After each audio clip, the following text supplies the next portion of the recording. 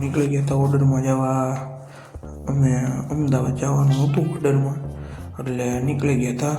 જો રસ્તે ચડી ગયા છીએ હાઈવે રાજકોટ અમદાવાદ, અને હમણાં બાજુ એરપોર્ટ આવશે થોડીક વારમાં.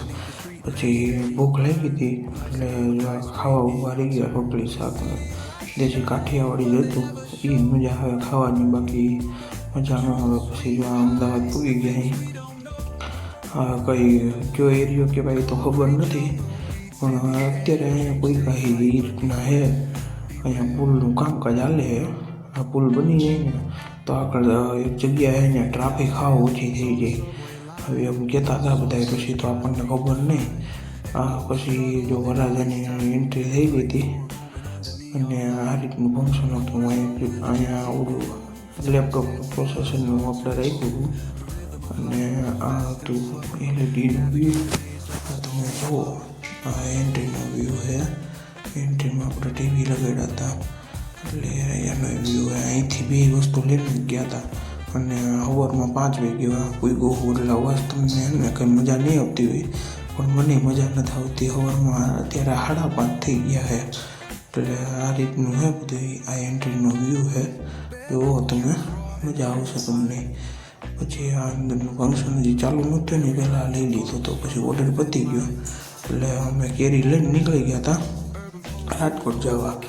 એટલે ચાલુ ચાલુ થઈ ગયું હતું, ગાડી આવતી હતી એની વાટે ઊભા હતા. જો અહીંથી જાય એટલે ભાગીને અમે જો હાલો ભાગ્યા. પછી અમે ખસકાવી, પછી ધીમે ધીમે ચાલુ કરી દીધી કેરીને.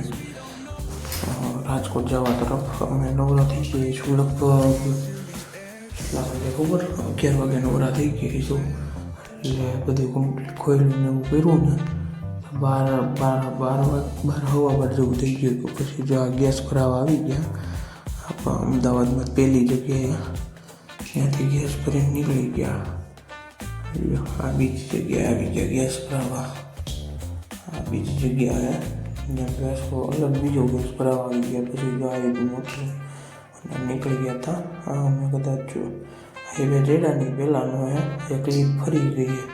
પછી જો આ રીતના તુગા કેરી હેલી જતી હતી. આ વિડીયો ઉતારીને તો હું સૂઈ ગયો હતો, કારણ કે આવતી હતી નીંદર અને 2 વાગી ગયા હતા. એટલે મેં કીધું હવે સૂઈ જવાય, હું કાંઈ જગાય નહીં. પછી સવારમાં ચોટીલા પૂગી ગયા હતા. જો આ ચોટીલાનો વ્યૂ આવી રીતના.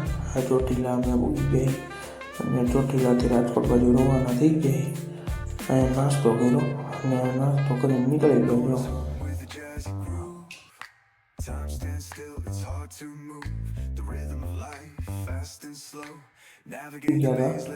રાજકોટ હુડકો ચોકડીથી અંદર નાખી દીધી હતી ગાડી અને ઘર બાજુ રવાના થઈ ગયા હતા. જુઓ તમે,